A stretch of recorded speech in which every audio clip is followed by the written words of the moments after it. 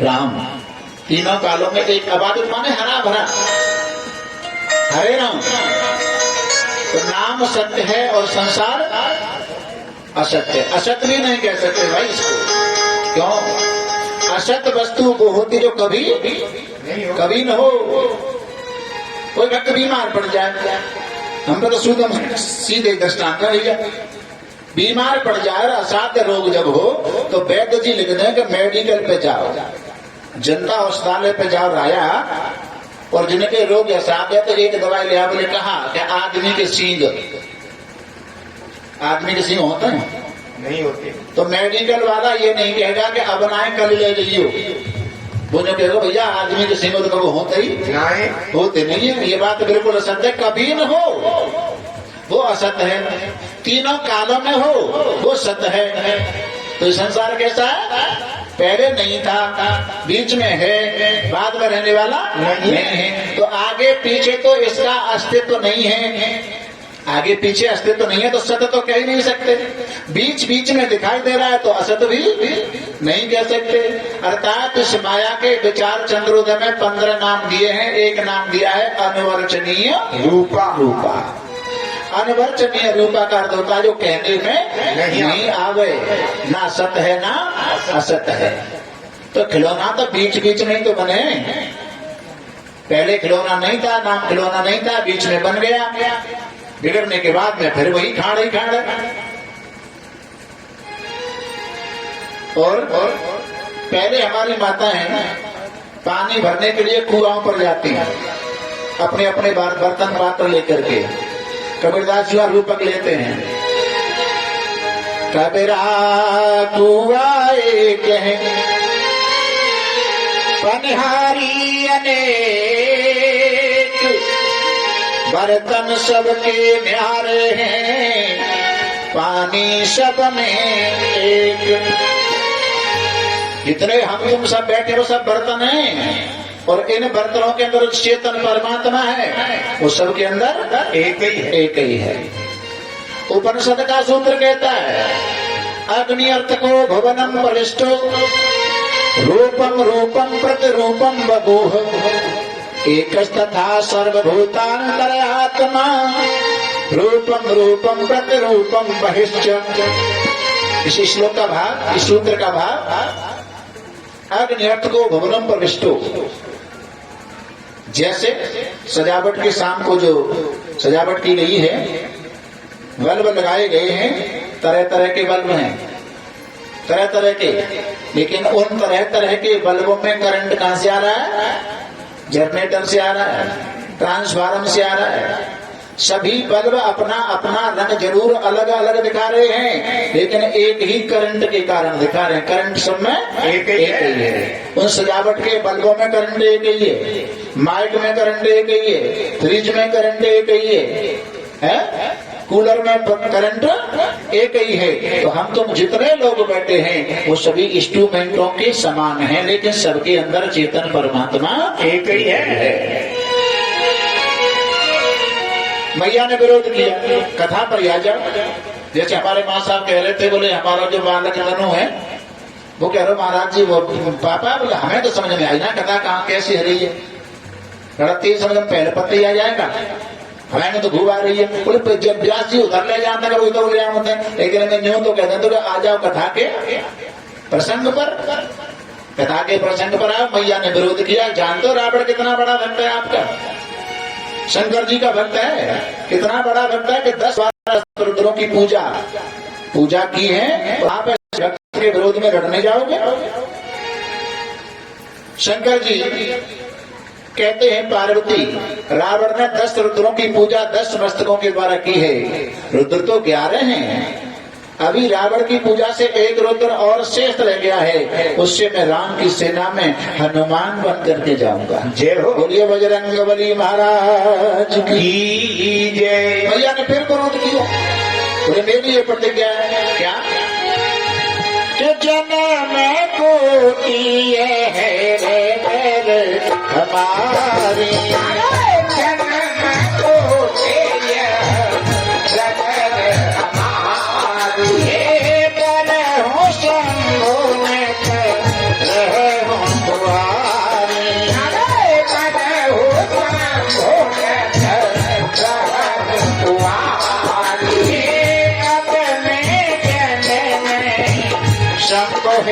हारा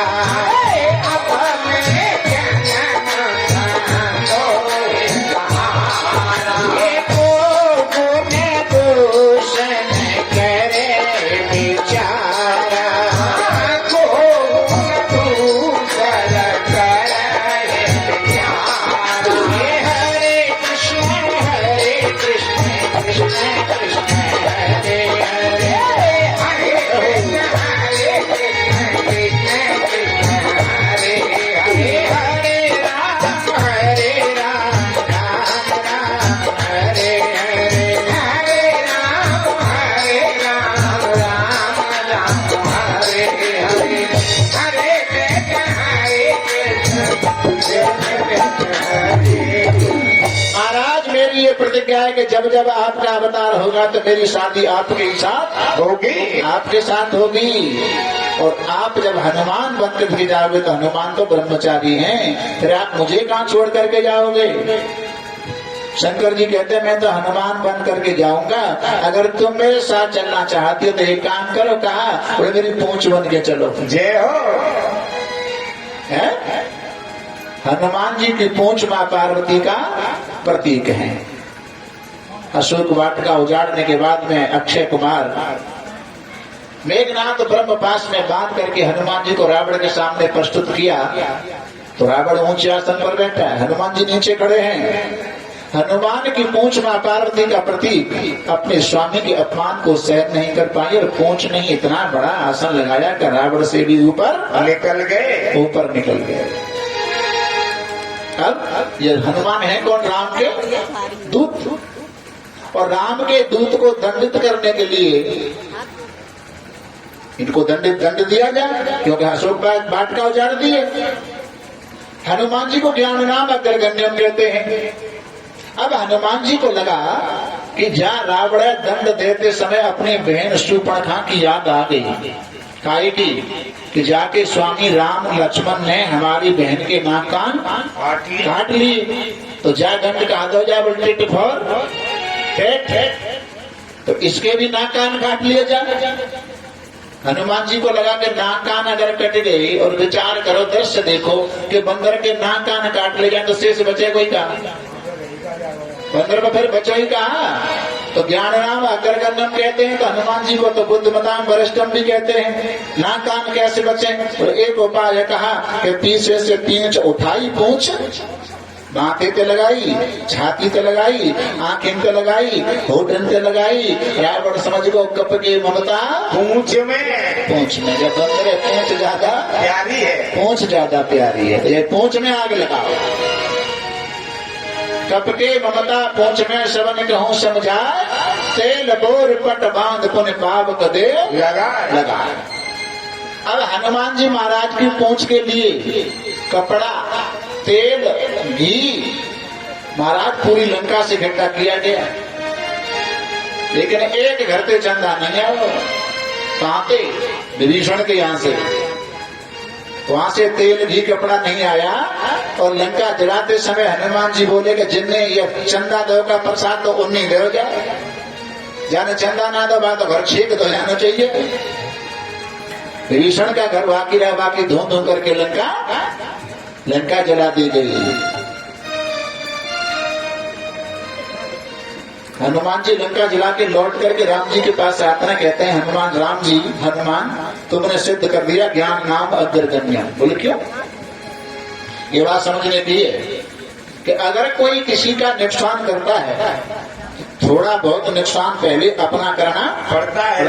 अगर तुमने लंका जलाई तो कहीं आग लगाओ तो 2-4 माचिस की तिल्ली जेब में रख करके ले जानी पड़ेगी कि नहीं? पहले अपनी खर्च करनी पड़ेगी। लेकिन तुमने तो वास्तव में सिद्ध कर दिया, उन्हीं को तो कपड़ा, उन्हीं को तेल, उन्हीं की आग, उन्हीं की लंका सिद्ध कर दिया। हनुमान जी बोले प्रभु दुष्टों का विनाश करने के लिए, राक्षसों को आग लगाने के लिए किसी दूसरे सामान की आवश्यकता नहीं है। दुष्टों के यहाँ तो अपने कर्म से अपने आप ही आग लग जाती, अपने आप ही आग लग जाती है। आप अपने कथा के प्रसंग पर लौट करके फिर आ जाए। अब की बार ब्रह्मा जी महाराज एक अनुपम सृष्टि पैदा करते, यानी ऐसी सृष्टि पैदा करते हैं, बीच में और लेता हूं, तामसी सृष्टि को पैदा किया। किसको? निशाचरों को। और कौन के माथे पे खड़ी है? देवता को और निशाचर। लेकिन गोस्वामी जी पहचान बता रहे हैं निशाचरों की। मां नहीं माते, पिता नहीं देवा,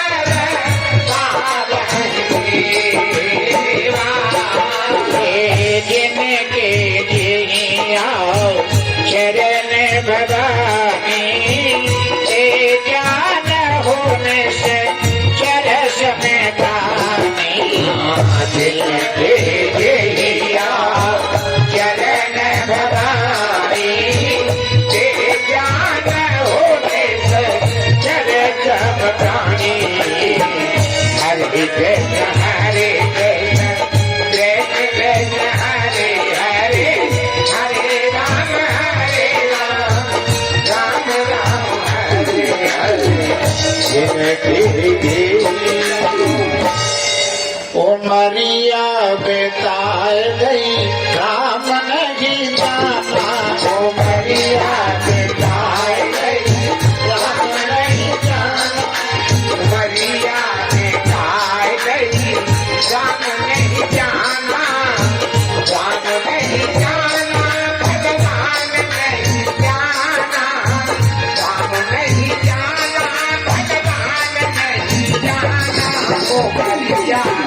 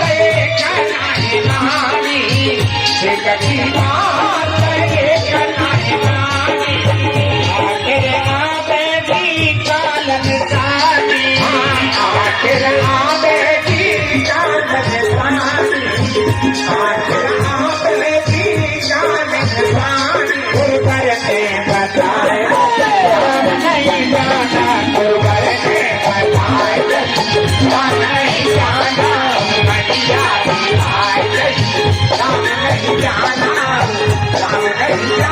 भगवान नहीं जाना राम नहीं जाना भगवान नहीं जाना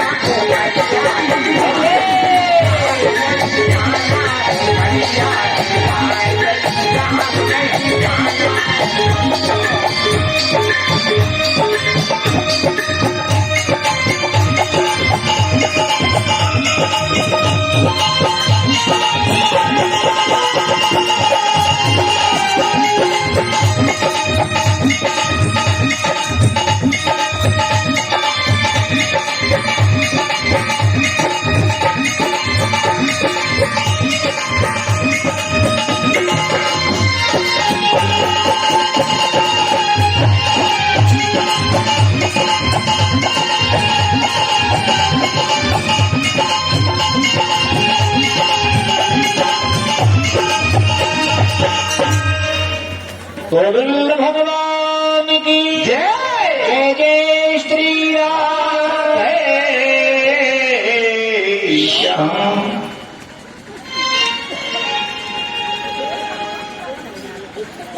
श्री राधे।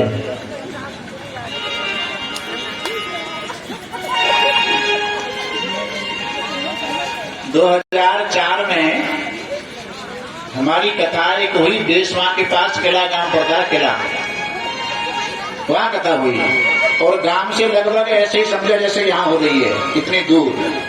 परिवार बड़ा था, वह परिवार में एक 80 वर्ष की बुढ़िया रहे, मोटरसाइकिल पर लाने बेचारे और परीक्षा की बगल में बैठे और जब कोई चौपाई भजन दोहा आवे तो वही बुढ़िया 80 वर्ष की ठाड़ी है जा। और हमें लगे को चौपाई ना छोड़ रहे या दोहा ना छोड़ रहे, बेचारी दोहा पे यहाँ पे जाए पकड़ के बैठा रहे बाल मैया गिर पड़ेगी परेशान हो जाएगी। बोली कहने लगी बेटा करूँ कहा जब जी बद तो कहा तो भीतर लो ना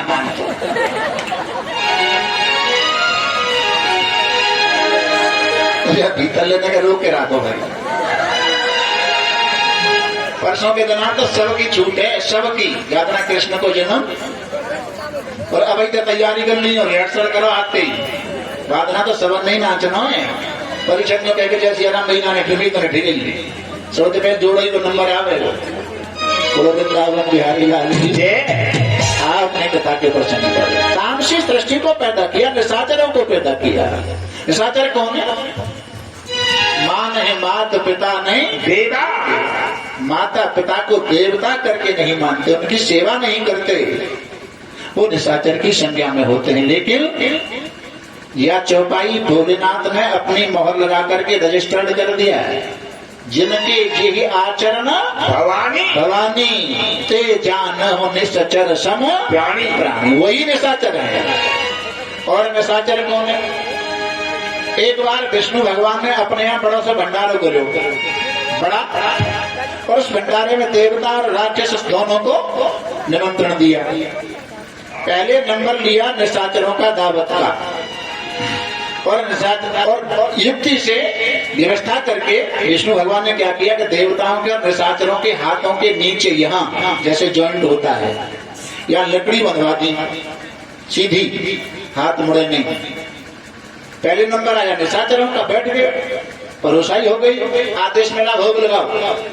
अब निशाचर सामने से लड्डू उठा में और मुंह की तरफ ले जाए तो हाथ तो मुड़े ही नहीं मुड़ा तो सीधे हाथ से सर के ऊपर उनके सब पीछे को डालने लगे, फेंकने लगे। एक भी निशाचर भोजन नहीं करता है। और जब नंबर देवताओं का आया तो देवताओं के लिए कहते हैं कि स्वकार्य कुशलासुरा, कुशल माने चतुर, स्व माने अपना, अपना काम बनाने में देवता बड़े चतुर होते हैं। अब देवताओं का नंबर आया तो एक तो हरी मैट इधर से बिछाई, बीच में खाली जगह, और एक मैट इधर से, और देवता आमने सामने मुंह करके लाइन लगा के बैठ गए। परोसाई हुई, आदेश मिला भोग लगाओ। इधर वाले देवता ने सीधे हाथ से लड्डू उठाकर इधर वाले के मुख में दिया और इधर वाले ने उठा करके इधर वाले के मुख में दिया। अर्थ क्या निकला? जो खुद खाना चाहता है वो तो निशाचर होता है और दूसरे को खिलाता है वही देवता होता है। वही देवता होता है। निशाचरों को पैदा किया तो वो निशाचर ब्रह्मा जी को ही खाने के लिए दौड़ पड़े। जिसने पैदा किया उसका एहसान मानना तो दूर, एहसान नहीं माना। एक दृष्टांत आता है, वृंदावन के जंगल में एक महात्मा समाधिस्थ होकर के भजन क्रिया करते हैं।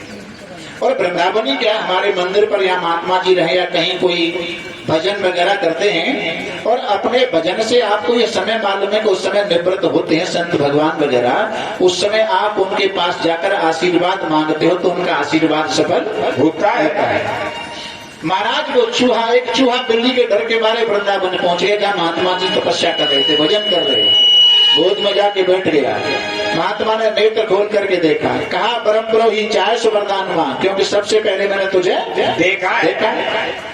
महात्मा की गोद में बैठा चूहा कहने लगा, महाराज तुम बिल्ली ने बना दियो।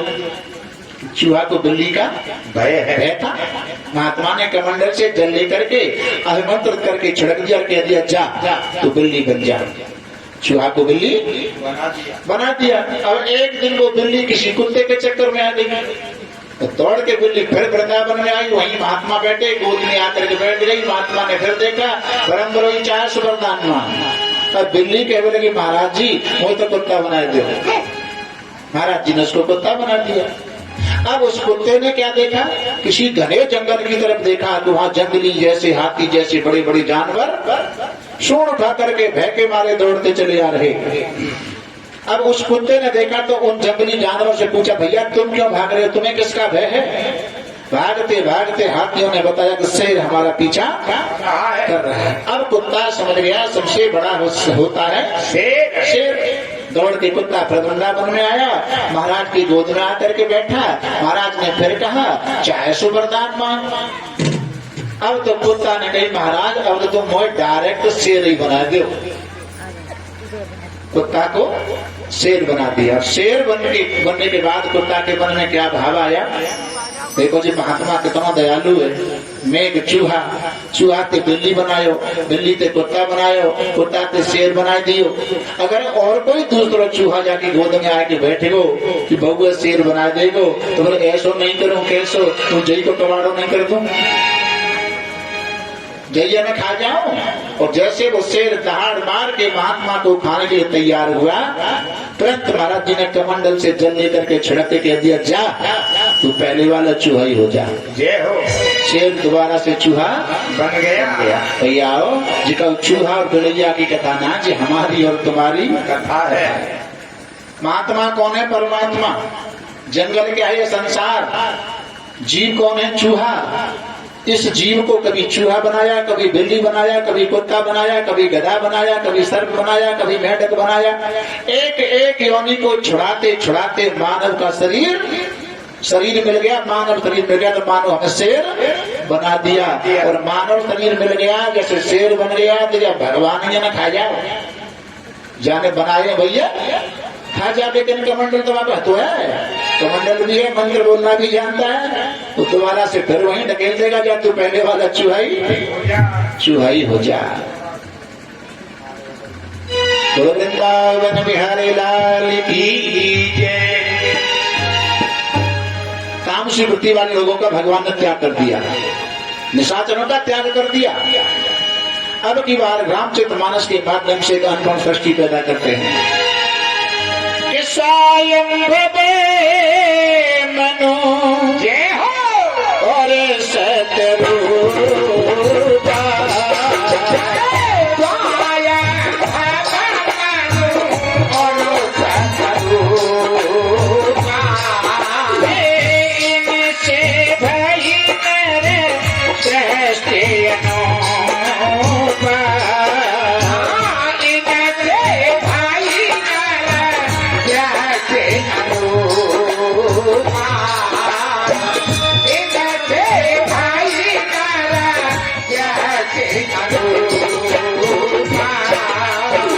स्त्री पुरुष का जोड़ा बनाया, मन और शत्रुपा को पैदा पैदा किया। यानी सृष्टि ही बेंगाई से है।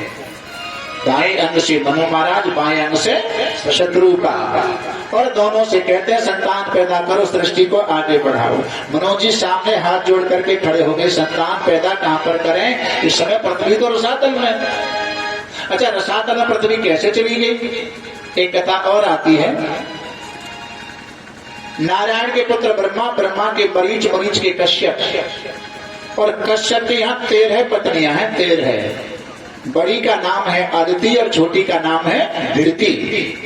कश्यप किसे कहते हैं? कश्यप नाम सतोगुण का है, अदिति नाम अभेद बुद्धि का है, और धृति नाम भेद बुद्धि का है। बुद्धि भी 3 प्रकार की है, सात्विकी, राजसी, तामसी। जिस बुद्धि के द्वारा धर्म अधर्म, कार्य अकार्य, बंधन मोक्ष यथावत परिज्ञात हो, उसे सात्विक बुद्धि कहते हैं। और जिस बुद्धि के द्वारा यह 6 वस्तु यथावत परिज्ञात न हो, उसे राजसी बुद्धि कहते हैं। तमोगुण से आचरण सकल अर्थ विपरीत समझे, यानी धर्म को अधर्म समझे, अधर्म को धर्म समझे, ऐसी बुद्धि को तामसी बुद्धि कहते हैं। तो अभेद बुद्धि कौन है? अदिति, और भेद बुद्धि दिति। एक दिन महात्मा कश्यप अपनी यज्ञशाला में समाधिस्थ होकर के भजन क्रिया करने लगे। वहीं यज्ञशाला में दिति कामातुर होकर के, काम भाव लेकर के कश्यप के सामने आती है।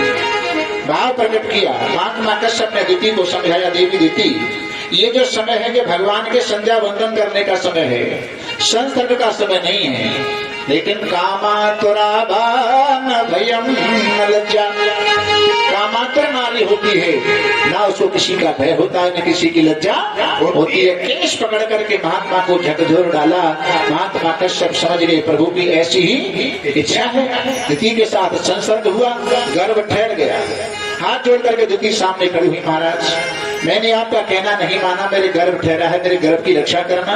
महात्मा कश्यप ने कहा, तूने मेरा कहना नहीं माना तो मैं तुझे साप देता हूँ, अब तेरे गर्भ से 2 निशाचर पैदा होंगे। और संध्या वंदन के समय जिस घर में संसर्ग पति पत्नी का होता है, उस घर में निशाचर ही पैदा होते हैं। ये निशाचर घर में कहां से आए? भगवान के पार्षद हैं जय और विजय। विजय एक पार्षद कहिया, जयो विजय बचे, कदर्ती कृत्य बहल का तान, माम युद्धो मति क्रमम, द्वार पाल हरे के प्रिय तो, द्वार पाल हरे के प्रिय तो, जय और विजय जान सबको, जय और विजय जान सबको, जय और विजय जान सबको। भगवान विष्णु के पार्षद हैं जय और विजय, बैकुंठ में पहरेदारी करते हैं। साथ में यानी बैकुंठ के भी 7 दरवाजे हैं, साथ में दरवाजे पर पहरेदारी करने में लगे। एक बार शनकादि चारों भाई, चारों महात्मा बैकुंठ में भगवान के दर्शन करने के लिए आए।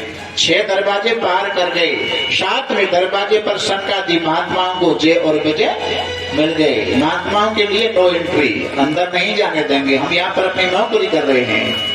जय विजय से शनकादि महात्मा ने कहा, भैया भगवान का अवतार तो रास्ताओं को साफ करने के लिए होता है, और तुम भगवान के रास्ते में बाधा बन के खड़े हो, दर्शन करने अंदर जाने दो ना। 2-4 बार समझाया, नहीं माना, तो आवेश में आकर के उन शनकादि महात्माओं ने जय विजय को साफ दिया, जाओ तुम 3 जन्म निशाचर बनोगे। वो जय और विजय रोते हुए लक्ष्मी नारायण भगवान की शरण में आई। देवी लक्ष्मी से कहा, देवी लक्ष्मी तुमने हमें यहाँ पहरेदारी करने लगाया, संतों का साप लगा है, झूठा हो नहीं सकता, अब हमारा उद्धार कैसे हो? मुक्तन भय, तीनों जन्म में भगवान ही मार रहे हैं लेकिन मुक्ति नहीं हो रही है। मुक्त न भय हत्यो भगवान, और 3 जन्म द्विज वचन प्रणन, संतों का साथ लगा है, पूरा होगा। मोर वचन चाहे पड़ जाए फीका, और संत वचन पत्थर की टीका।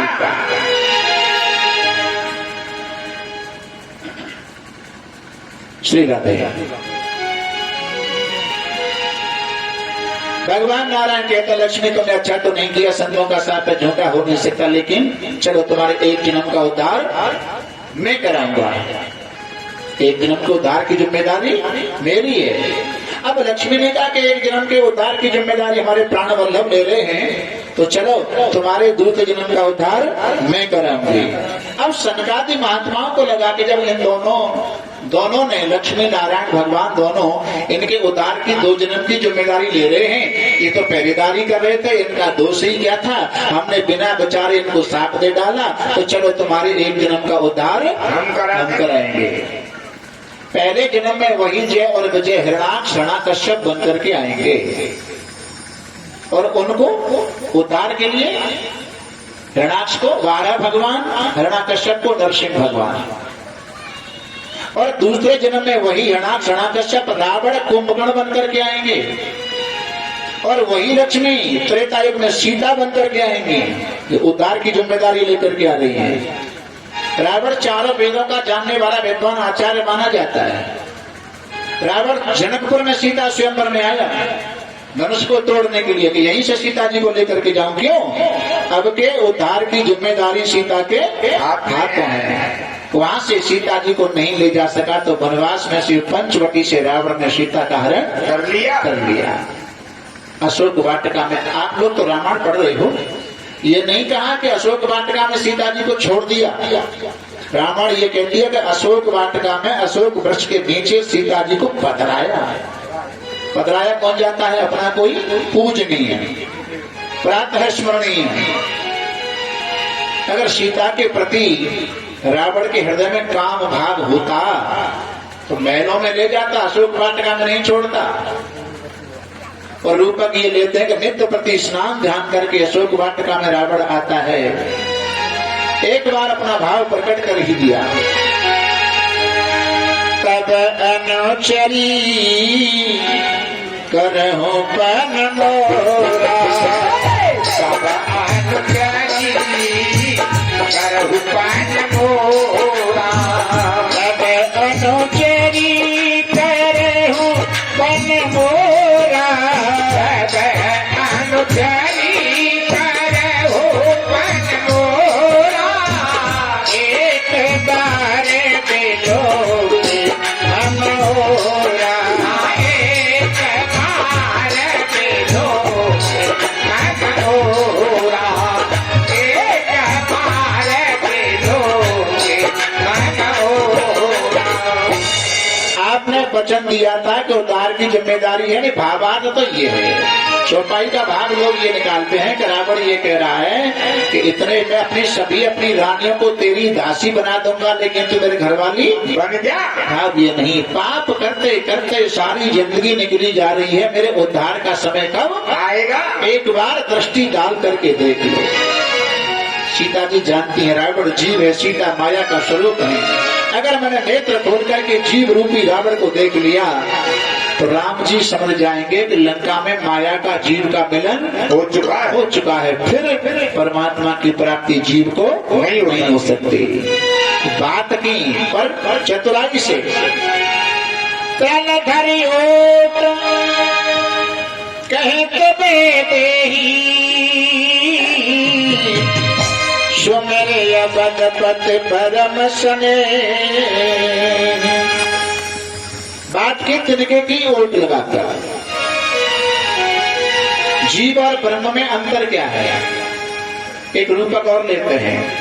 राम जी वनवास में जब भ्रमण करते हैं तो आगे का रास्ता सकरी रास्ता है, पगडंडी है, उस पर आगे राम, पीछे सीता, दोनों के पीछे लक्ष्मण।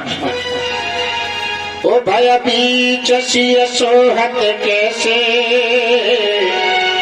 ब्रह्म जीव बिच माया जैसे। जय हो।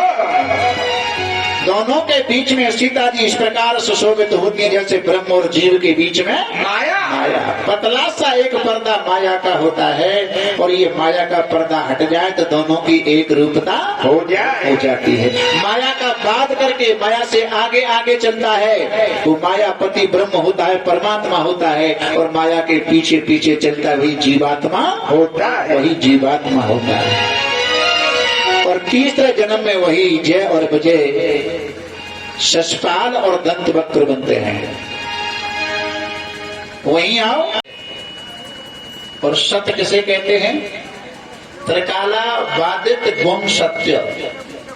गुम माने जो, अबाधित माने हरा भरा एक जैसा, तीनों काले में जो एक जैसा है उसे कहते हैं हरे राम। तीनों कालों में एक, अबाधित माने हरा भरा, हरे राम। तो नाम सत्य है और संसार असत्य। असत्य भी नहीं कह सकते भाई इसको। क्यों? असत्य वस्तु वो होती जो कभी कभी न हो। कोई व्यक्ति बीमार पड़ जाए, हम तो शुद्ध सीधे दृष्टांत है भैया, बीमार पड़ जाए और असाध्य रोग जब हो तो वैद्य जी लिख दें कि मेडिकल पे जाओ, जनता अस्पताल पे जाओ राया, और जिनके रोग असाध्य है तो एक दवाई ले आओ। बोले कहा कि आदमी के सींग,